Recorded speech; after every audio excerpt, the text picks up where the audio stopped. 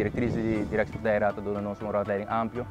pero que é muito importante também nós logra conversar com o personal mesmo que está executar o trabalho. Será dona social, raadsonderzoekers, juristas, psicólogos. É muito interessante para escutar fora de nang mês que o reto não kunna vara confrontar com ele. O qual resulta mesmo ora é parte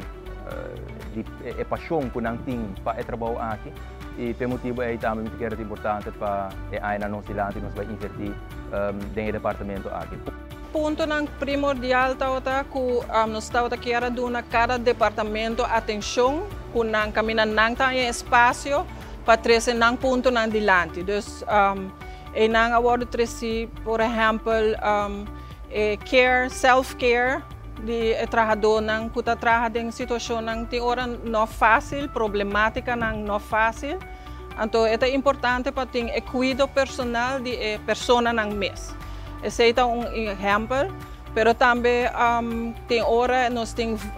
forward nang ku nota em place, ku ta supercurar ku trabalho nang ta queda atrasar, nós não poduna proteção na menor. Esse ponto nang de atenção e também kiko ta bayendo bom.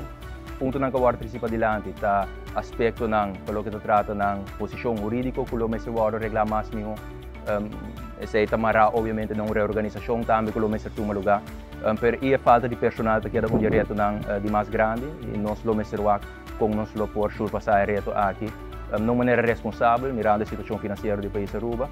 para assim não por brindar um serviço na turna cliente nang pero é importante também na tour e stakeholders nang dentro da cadeia aqui. Então é ponto que está bem para dilante, não obstante que quem como papia está hecho toch começar tem uma sincronização de processo e de trabalho entre todo o departamento então vooral é importante para trazer dilante que o poder eigenlijk é last resort que está no último momento o cliente não começar a acudir aqui então isso é muito importante para nós investir também em for traject para assim